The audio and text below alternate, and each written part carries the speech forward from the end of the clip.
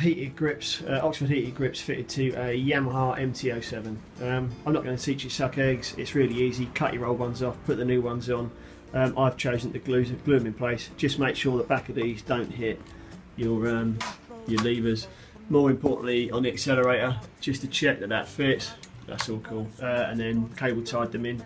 Obviously, I'm going to tidy all this up in a minute, and then cable tie it into the centre of the loom there, which is a bit different. Then just run it as best you can. Mine's popped out through here. Okay, the important part for me is I've fitted the relay.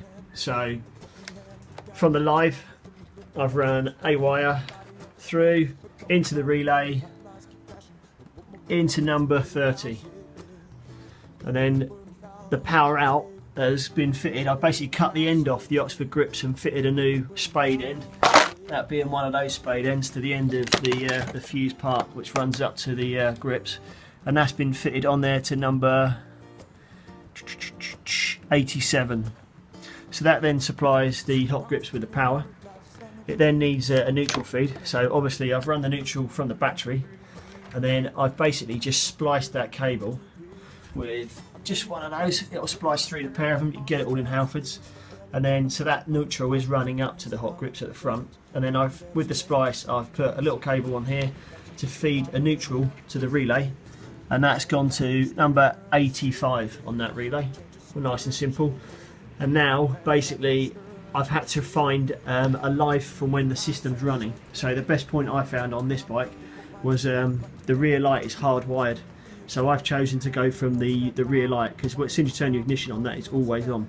So I found that, and on this rear loom I've worked it back, traced it back through, and it's the blue wire in this one, which is always on. So again, I've spliced that one, and I've found a feed, and I've wired that one in again with those spade ends, and that's gone into number 86. So the idea being now that the hot grips can't be turned on when the engine's off. So now turn the engine on, turn it over. So there is a slightly delay in this picking up to send it to the relay, and now the engine's on with this live feed. This basically tells this relay that you can turn on. The result in fact is that your hot grips now work only when the engine's on. And if you were to walk away, because a lot of people leave their hot grips on and the batteries go dead, as soon as you turn your engine off, now you've fitted that relay, the lights will go straight off, and the power to the Oxford grips will go straight off. Boom. And that's how to do it. Just a simple standard relay, which I bought from Halfords, a 4-way relay, and the pins are described on the back there. So 86, 85, 30 and 87. Simple 4-way relay.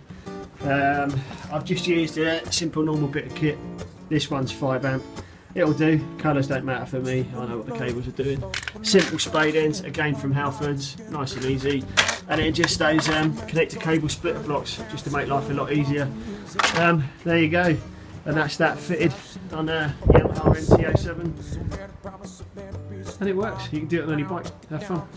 There we have it then. So what you want to do is wire the power into the relay to number 30, directly from the battery to number 30.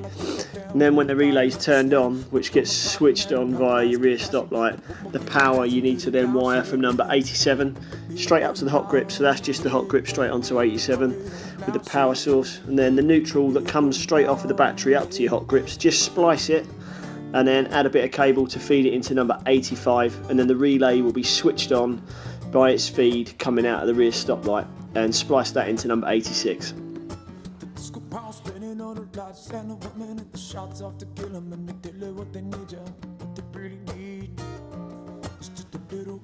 Don't forget folks, cover everything in tape. I've gone over this 2 or 3 times, and exactly the same at the front end. Cover all of this 2 or 3 times, poke it in, cable tie it on in the loom.